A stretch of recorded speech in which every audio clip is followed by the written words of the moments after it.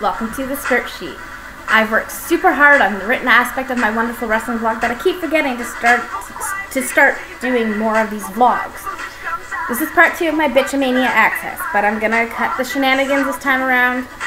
As Lance Storm would say, I'm going to be serious for a moment. So it's time to shut it and get to business. Last vlog I talked about the big 3-on-3 match with Stratus, Jomo, and Snooki versus Mr. Juggles. That's a good one, Mr. Juggles. Anyways, Mr. Ziggles and Lame Stool. As well as the Core versus Show, Kane, Santino, and Kosov. I'm not going to go there this time. But I do love the setup for CM Punk versus Randy Orton. I think you have two very strong in-ring psychologists in this in their vying for the top spot of the best psychological workers today. I can't speak. I've already done one of these. I'm already tired. Anyways, although I think Punk has a great way of openly manipulating his opponent, I think it's Orton's subtlety that is the best way to get to your opponents and get inside their head. You don't see Orton about to strike, whereas Punk has always used the personal card and would manipulate his own faction to do his dirty work. Orton doesn't need to do that. He can get the job done in a more mythological way. He's sneaky and he uses his brain and actions to get that edge and maintain it.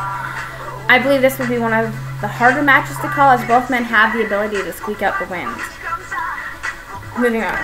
Now, if it wasn't for Stone Cold Steve Austin, I honestly wouldn't give a rat's ass about Michael Cole versus Jerry the King Lawler. I'm only interested in what Austin is going to do as special guest referee. There's only one true way to call this match, and that is to have Lawler go over. It makes 0 sense for Michael Cole to go over in this match. Well, at least I hope it doesn't. Cole is a freaking announcer, and that's where he should stay. Well, gee, never actually thought I'd ever say that. But I digress. This match is taking up a valuable spot on the biggest show of the year.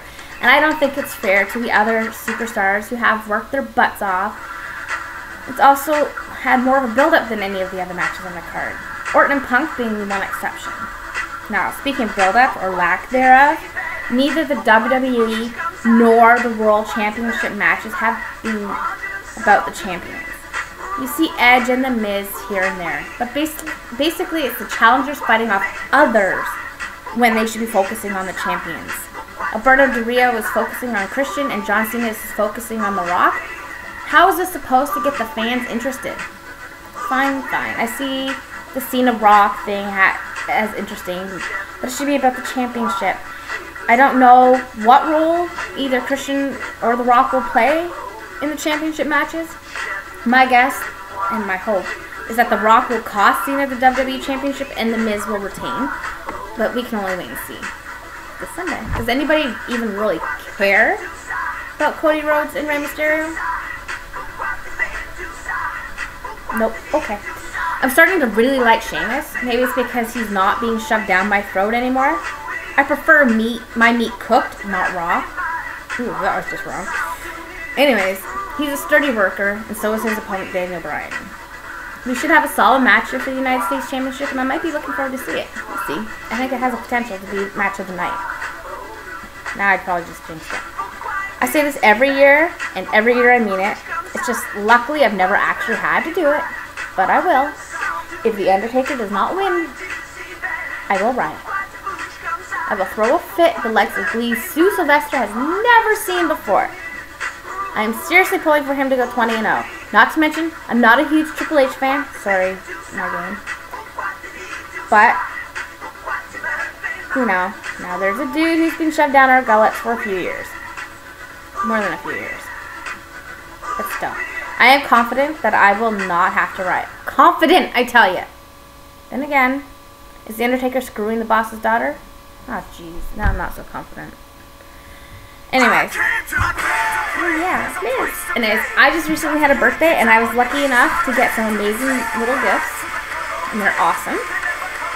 They reek of The Miz. I got Trish Stratus. I got it early, because my mom's awesome. She managed to find Trish Stratus' new Oxygen magazine that was on sale this past Tuesday, March 29th, which would have been my birthday, everywhere in Canada. So thank you, Mom and Dad. You guys are kick-ass. I got the cereal boxes from my cousin Jimmy Marianne, C-Blog #1 for those. And my brother gave me this book, The Beatles versus the Rolling Stones. So far, it's very interesting, but the authors are very pro Rolling Stones, and frankly, I don't see it. I'm totally a Beatles girl, and I agree and I disagree with some of the stuff they say in this book. But I'm sorry, the Beatles are the best rock band ever, not the Stones. Although I will give them no credit, they were pretty good, or are still pretty good. And my cousins Jimmy and Marianne also gave me a book about one of my favorite songwriters and singers, John Lennon. I haven't got to it yet. I'm saving it for last because, you know, you save the best for last. So anyways, I'm excited to get behind this. It's got all of his songs in chronological order. It says the stories behind every song between 1970 and 1980. So anybody who knows me knows that I'm a huge John Lennon fan and that I can't wait to delve into that book.